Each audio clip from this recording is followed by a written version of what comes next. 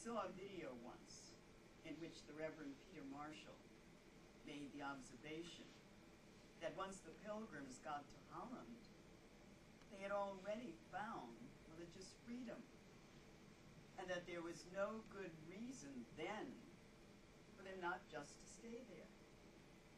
But something drove them.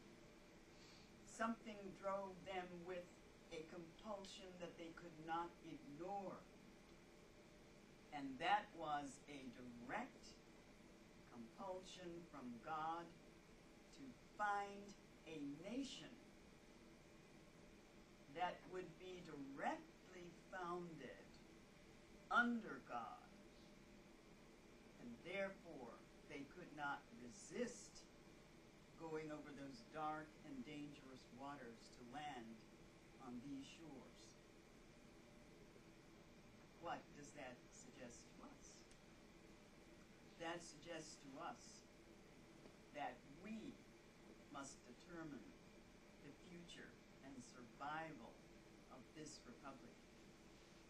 That we, who are now the free people in this free country, we are the ones who must always remember that the price of freedom is eternal vigilance.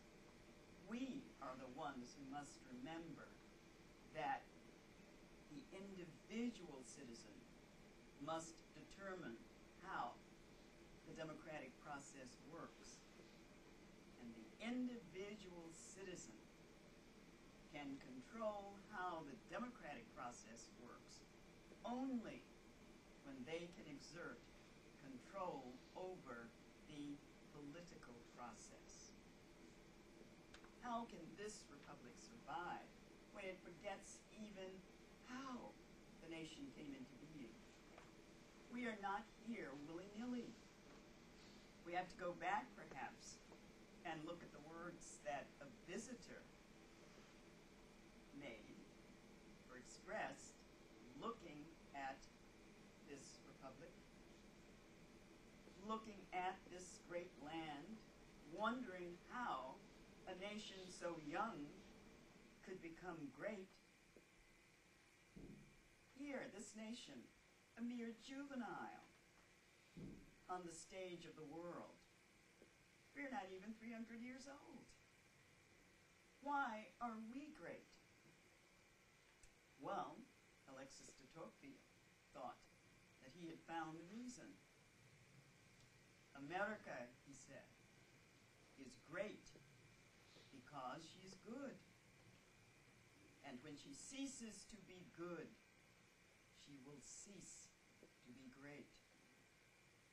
But trying to find the key to that goodness, he felt that he understood it when he saw the pulpits of America flame with righteousness. How many pulpits do you see today flaming with righteousness? Because I can assure you that if the pulpits of this country flamed with righteousness as they once did, you would not have the occupant of the White House there now. And if they flamed with righteousness as they once did, you would never have had the person in the White House elected. I ask you to join me for just a few seconds in silent prayer as a memorial to the firefighters who died in Worcester.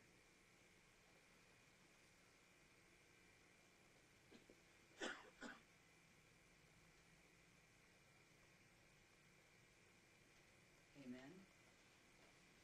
I felt a strong kinship and sorrow when I heard the news that they had been lost. Because in 1977, I just happened to be crossing the Commonwealth Mall at the time of the Vendôme fire, when we lost 9 in Boston. But when I thought of the valor and bravery of those men, my heart ached to see a president who had disgraced the office and disgraced the country having to be the representative of the people for that somber and touching memorial. Because everything that he has manifest has been such a disgrace to the history of the brave men and women who have given their lives in service for this republic. And he evaded even the opportunity to be brave. How can this republic survive? It survives because there are brave men and women like the men who died in those two fires. That there are brave men and women who may not be called upon to do that kind of dramatic service for our community and our country, but in their day-to-day lives live with bravery as they have to make the day-to-day decisions. And sometimes we don't recognize how close that decision-making can be, how we can influence beyond what we think the reach may be, just by the way we approach even one person. When I think that the future of our country and the world depends on us, for those of you who have committed to the defense of the foundation stone of this republic, the obligation of our form of government to ensure and guarantee the right to life.